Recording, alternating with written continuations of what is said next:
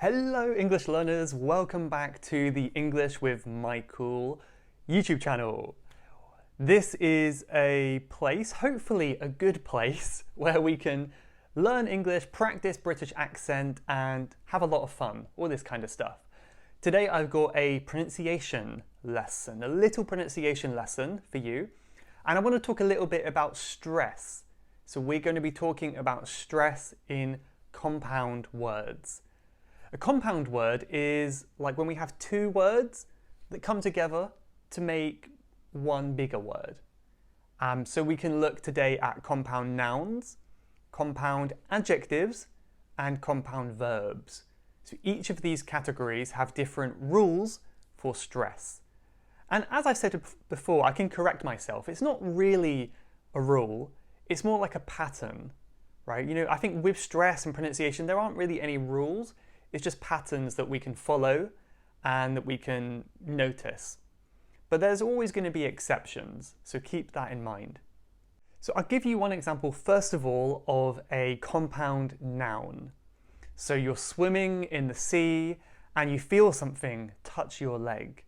What is it? Is it a fish? Is it a person? It's just a plant. Do you know what we call the plants in the water? Usually they're called seaweed. Seaweed. So can you hear where the stress is in that sentence, right? Seaweed. Where is the stress? On sea or on weed? It's on the first syllable. Seaweed. I think of it like a mountain, like sea is the top of the mountain, then you go down. Seaweed. This is really, really important to just sound natural.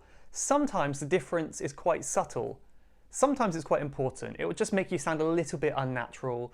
Sometimes maybe even people cannot understand you. It depends on the word and the situation. But we're not saying seaweed. We're not emphasizing the weed. We're not saying seaweed. We're saying seaweed. Sea is much stronger. So when we say stressed, we mean it's stronger, it's more emphasized. Seaweed. Okay. I'm going to give you a few more examples before moving on, but while I do this, think about it to yourself as well, and maybe you can think of some other examples. So if you can think of some more compound nouns, let me know in the comments, and let me know if you think the stress is the same. Another one, for example, if you're working in the garden, you might have a glass house. Inside the glass house, you keep plants that need to be a little bit extra warm. This house is called a greenhouse. A greenhouse. Yeah? So we're emphasizing green. Greenhouse. Okay? Another one could be in the car. You might have some satellite navigation. Or for short, we can say a sat-nav. Sat-nav. Now, my parents always put the stress on the wrong syllable, on the wrong word here. They always say like sat-nav. They put too much stress on the nav. And it's very, very subtle, but it sounds very weird to me. So to sound more natural, try to say sat-nav. Sat-nav. Okay, really, really emphasize it. Make it stronger if you want to practice. It's the same when there's more than one syllable as well, like supermarket. Supermarket. Can you hear the stress? It's on su.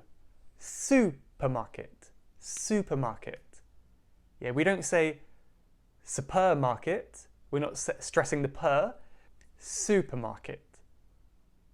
So have a go yourself. Seatbelt. Seatbelt. When you get in your car, don't forget to use your seatbelt. And one more. Blackbird. Blackbird. We're not saying blackbird, blackbird. Yes, a little bit stressed. It is quite subtle, so if you cannot hear it, don't worry too much. Just don't worry about the stress. Just try to repeat it like me. Blackbird. If you sound a little bit like me, then that's good. It doesn't have to be perfect. You don't have to know all these rules, so don't worry too much. Conversely, in the opposite way, with verbs, we stress the final syllable. So have a go, see if you can hear it here when we have kind of two parts of words that come together, like understand. I don't understand. Understand. Yeah? We don't say understand. We don't say understand. Understand. Stand is a little bit more stressed, you might hear. If you have too many appointments on your calendar and you're too busy, you can say, I am overbooked. I am overbooked. Overbook. Overbook. So that book is a little bit more stressed. It's very subtle. Overflow. The river is overflowing. Overflowing, right? But this one, there are many, many exceptions. So it's, again, not possible to follow that rule all the way. Like skydive. I want to skydive. I like skydiving. So here the sky has the stress. Skydiving. Okay? So leave a comment below. Let me know if you can think of any more compound verbs and tell me where the stress is. The final one I think is more consistent. You know, there's always exceptions, but it's more consistent. These are compound adjectives. A compound adjective is where we have two words that make an adjective, like big-headed. He's so big-headed. That means he's so kind of selfish. He thinks he's more important than other people. Big-headed. Can you hear the stress here? Big-headed. There's a lot of stress on the first syllable of the second part of the word. Head. Big-headed. Big-headed. Yeah? This car is so old-fashioned. Old-fashioned. So we're stressing the second part of the compound adjective. That person is so tight-fisted. Tight-fisted.